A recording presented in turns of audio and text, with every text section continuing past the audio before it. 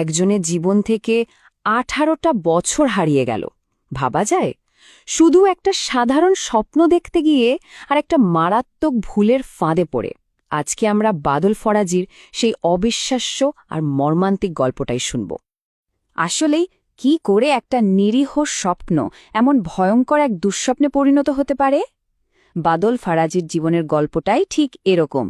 চলুন দেখি ঠিক কি ঘটেছিল, কিভাবে তার তাজমহল দেখার স্বপ্নটা এক 18 বছরের অভিশাপ হয়ে দাঁড়াল। তো এই গল্পের শুরুতে বাদল ফরাজি কিন্তু কোনো কয়েদি ছিলেন না, একদমই না। সে ছিল আমাদের সবার মতোই একজন স্বপ্ন দেখা কিশোর, চোখে মুখে যার ছিল রাজ্যের কৌতূহল। সময়টা ছিল 2008 সাল। বাগেরহাটের মোংলায় থাকত ছেলেটা, পড়ত ক্লাস 8-এ। একদম সাধারণ একটা পরিবারের ছেলে। ওর পৃথিবীটা ছিল ছোট, কিন্তু স্বপ্ন আর সম্ভাবনায় ভরা, যেমনটা আর 10টা কিশোরের হয়ে থাকে। আর ওর মনের মধ্যে গেঁথে ছিল একটা বড় স্বপ্ন, যে করেই হোক একবার তাজমহল দেখতে হবে। ভাবুন একবার কতটা জেদ ছিল ছেলেটার। পরিবারের সবাই বারণ করার সত্ত্বেও নিজের জমানোর টাকা দিয়েই পাসপোর্ট আর ভিসা বানিয়ে ফেলেছিল সে। কিন্তু সে কি জানত এই স্বপ্নের পথেই তার জন্য কি ভয়ঙ্কর একটা ফাঁদ পাতা আছে? ছোট্ট একটা ভুল, আর সেই একটা ভুলেই তার জীবনটা চিরদিনের জন্য ওলটপালট হয়ে গেল। ঘটনাটা ঠিক কি ঘটেছিল দেখুন। দিল্লিতে তখন এক বৃদ্ধাকে খুন করা হয়েছে, আর পুলিশ মরিয়া হয়ে খুঁজছিল বাদল সিং নামের একজনকে। স্বাভাবিকভাবেই বর্ডারে তখন ভীষণ কড়াকড়ি। আর ঠিক এখানেই হয়ে গেল সেই সর্বনাশা ভুলটা। পুলিশ খুঁজছে খুনি বাদল সিংকে, আর তাদের হাতে ধরা পড়ল কে? তাজমহল দেখতে যাওয়া সেই কিশোর বাদল ফরাজি। শুধু নামের সামান্য একটু মিল, ব্যাস। এছাড়ার কোনো দিক দিয়েই দুজনের মধ্যে কোনো মিল ছিল না। সবচেয়ে কষ্টকর ব্যাপার কি ছিল জানেন? ভাষার দেয়াল। ছেলেটা তো হিন্দি বা ইংরেজি কিছুই বলতে পারত না। 2008 সালের জুলাই মাসে যখন ওকে ধরা হলো, ও পুলিশকে কিছুতেই বোঝাতে পারল না যে আপনারা ভুল করছেন, আমি সেই লোক নই। আর ওই অসহায় মুহূর্তটায় ওর জীবনের পরের 18 বছরের ভাগ্য লিখে দিল। এরপর থেকেই শুরু হল বাদলের এক অন্তহীন যন্ত্রণার আইনি লড়াই। ভারতের বিচার ব্যবস্থার জালে ও আটকে পড়ল 1-2 বছর নয়, পাক্কা 10টা বছরের জন্য। তো 2008 সালে ওকে গ্রেফতার করা হলো। তারপর বছরের পর বছর মামলা চলল, আর 2015 সালে দিল্লির একটা আদালত ওকে যাবজ্জীবন কারাদণ্ড দিয়ে দিল। ভাবা যায়? শেষ পর্যন্ত 2018 সালে, মানে ভারতের জেলে 10টা বছর কাটানোর পর, বন্দি বিনিময় চুক্তির আওতায় ওকে দেশে ফিরিয়ে আনা হয়।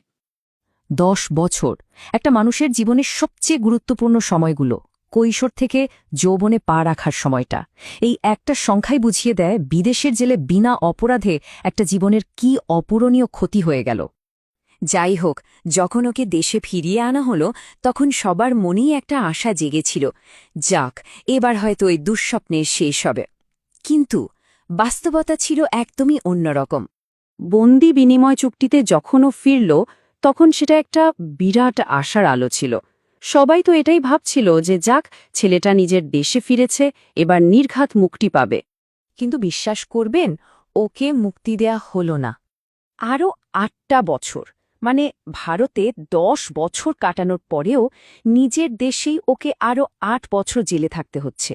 অবিচারের বোঝাটা যেন আরও ভারী হয়ে উঠল। এই যে এত বড় একটা অবিচার, এর প্রভাব তো শুধু বাদলের উপর পড়েনি, এর ধাক্কায় ওর পুরো পরিবারটাই বলতে গেলে ছিন্ন ভিন্ন হয়ে গেছে। ও যখন ভারতের জেলে, 2011 সালে ওর বাবা মারা যান। ওর 71 বছর বয়সী মা আজও বিছানায় শুয়ে ছেলের ফেরার পথ চেয়ে থাকেন। আর ওর বড় বোন আকলিমা একাই পুরো সংসারটা টানছেন, আর ভাইয়ের মুক্তির জন্য এক দুয়ার থেকে আরেক দুয়ারে ঘুরে বেড়াচ্ছেন। ওর বোনের এই কথাটা শুনলে বুকটা কেঁপে ওঠে, তাই না? আমার ভাইটাকে আপনারা ফিরিয়ে দেন। এই একটা কথার মধ্যেই যেন পুরো পরিবারের সব যন্ত্রণা, সব হতাশা মিশে আছে।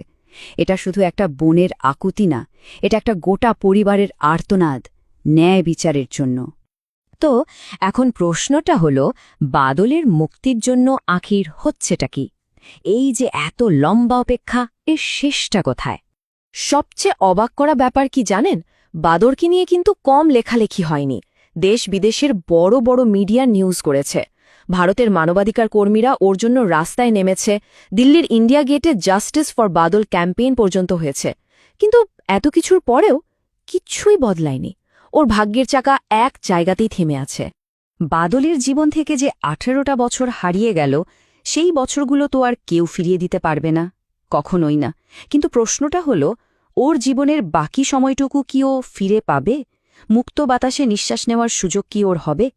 এই প্রশ্নটাই আজ আমাদের বিচার ব্যবস্থার সামনে, আমাদের সবার সামনে এক বিরাট চ্যালেঞ্জ হয়ে দাঁড়িয়ে আছে।